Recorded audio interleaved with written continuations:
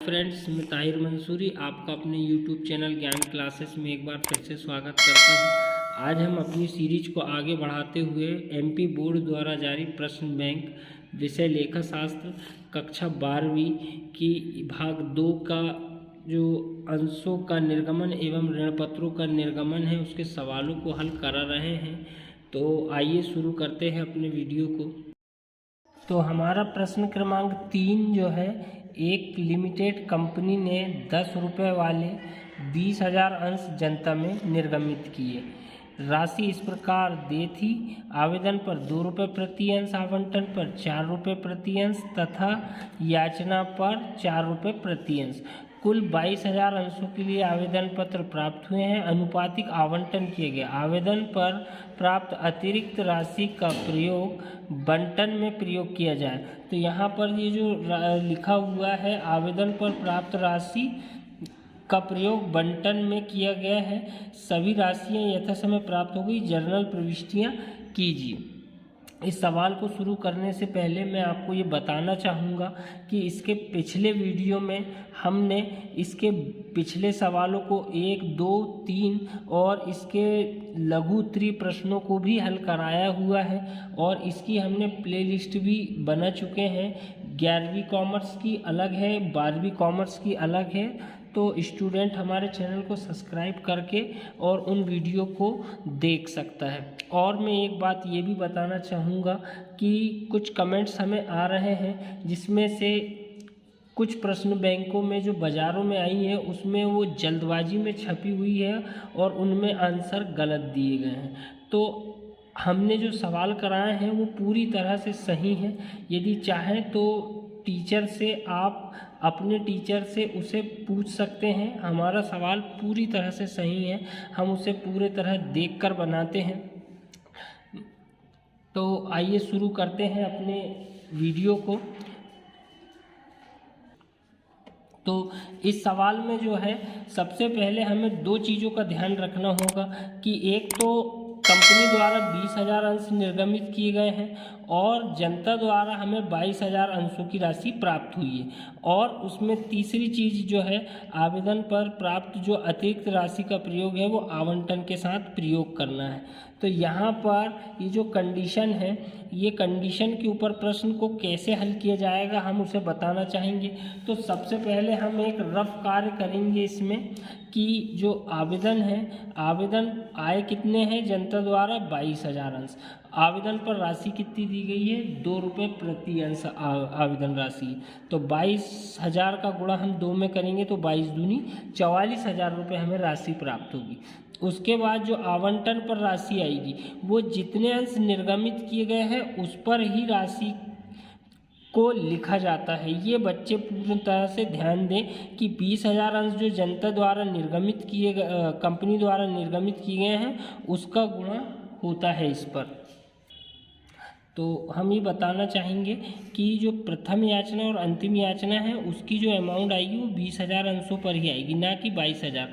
22,000 अंश जनता से निर्गमित किए गए हैं, लेकिन जनता द्वारा खरीदे गए, मतलब आवेदन किए गए हैं। लेकिन आवंटन जो है, जितने अंश कंपनी ने निर्गमित की है उसी राशि पर किया जाता है। तो 20,000 अंशों पर ही बाकी राशियाँ आएगी। ये स्टूडेंटों को बहुत ध्यान से समझना होगा। तो हमारी जो पहली एंट्री होगी, ये एंट्रियाँ मैंने बच्चों को बता चुका हूँ कि ये याद करना बहुत ज़रूरी है। तो बैंक खाता डेबिट अंश आवेदन खाते से, अंश आवेदन खाते से। तो यहाँ पर जो हमारी राशि आएगी पहली, ये वाली 44,000 रुपये वो लिखी जाएगी, क्योंकि जनता से जो अंश आवेदन प्राप्त हुए हैं उसकी राशि ही इसमें आएगी। अब यहाँ पर हम लिखेंगे अंश आवेदन की राशि प्राप्त होने पर। इसके बाद हम इसे यहाँ से बंद कर देंगे। इसके बाद दूसरी जो प्रविष्टि आएगी वो आएगी अंश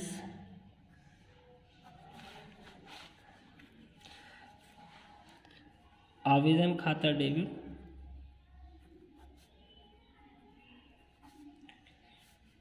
अंश पूंजी खाते से।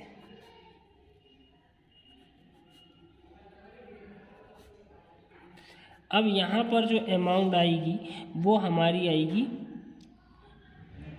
40,000 रुपये की, ना कि 44,000 की आएगी, क्योंकि जो अतिरिक्त राशि आई है 2,000 अंशों की, 2 दूनी 4,000, तो वो राशि जो है वो इस खाते पर नहीं आती। अंश पूंजी में इतनी राशि हस्तांतरित की जाएगी केवल 40,000। तो यहाँ पर हम लिखेंगे अंश आवेदन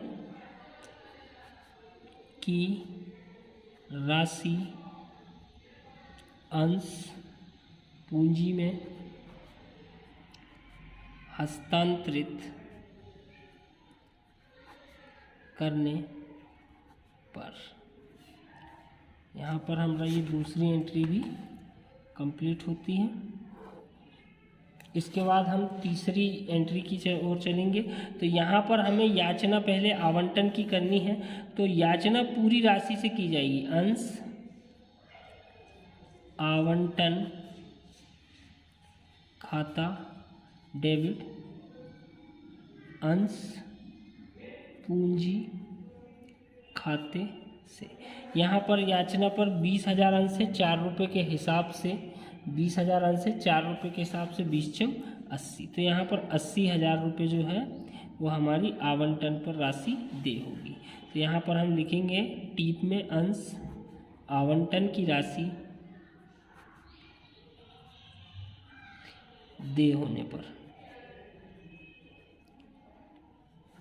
इसके बाद इसे हम कंप्लीट कर देंगे। इसके बाद हम इसकी बैंक वाली एंट्री करेंगे। तो यहाँ पर लिखेंगे बैंक खाता डेबिट। यहाँ पर आधिक्य का प्रयोग, ये जो राशि जो लिखी है प्रश्न में, मैं आपको एक बार पढ़वा देता हूँ कि यहाँ पर आवेदन पर प्राप्त अतिरिक्त राशि का प्रयोग बंटन में प्रयोग किया जाए, उसका प्रयोग यहाँ आवंटन की बैंक वाले में होता है। तो बैंक खाता डेबिट होगा।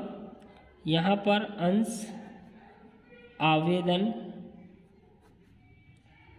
खाता डेबिट अंश आवंटन खाते से। तो यहाँ पर बैंक हमें 4,000 रुपये कम देगा, क्योंकि 4,000 की राशि जो 44,000 रुपये हमें प्राप्त हुआ था, यहाँ पे वो 4,000 राशि का प्रयोग हमें आवंटन के साथ प्रयोग करना है। तो यहाँ 80,000 में से बैंक हमें 76,000 रुपये देगा। 4,000 रुपये हमने आवेदन के साथ उसको प्रयोग कर चुके हैं, और टोटल 80,000 रुपये की जो अमाउंट है वो यहाँ पर आएगी। तो यहाँ पर हम लिखेंगे अंश आवंटन की राशि प्राप्त होने पर। इसके बाद हम अगली करेंगे जो याचना है, केवल एक ही याचना है जिसको हमने बता चुका था आपको कि प्रथम एवं अंतिम याचना 20,000 अंशों पर 4 रुपये के हिसाब से। तो हम लिखेंगे प्रथम एवं अंतिम याचना खाता डेबिट अंश पूंजी खाते से।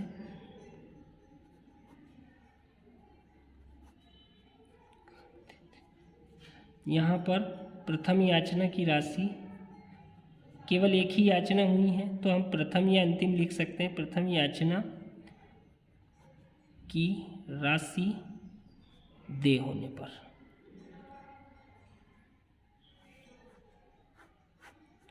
राशि आएगी 20,000 अंश से 4 रुपये के हिसाब से 20×80,000 रुपये। अब यहाँ पर हम लिखेंगे इसके बाद बैंक खाता डेबिट प्रथम या अंतिम याचना खाते से।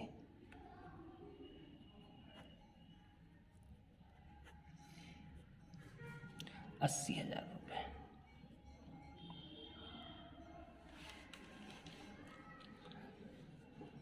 यहाँ पर हम टीप लिखेंगे अंतिम या प्रथम एवं अंतिम याचना की राशि प्राप्त होने पर।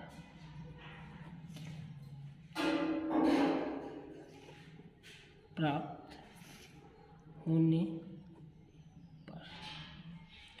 यहाँ हमारा सवाल समाप्त होता है। इसके बाद हम इसका टोटल लगा देंगे। तो इसके जो दोनों पक्षों का योग आएगा वो आएगा 4,04,000।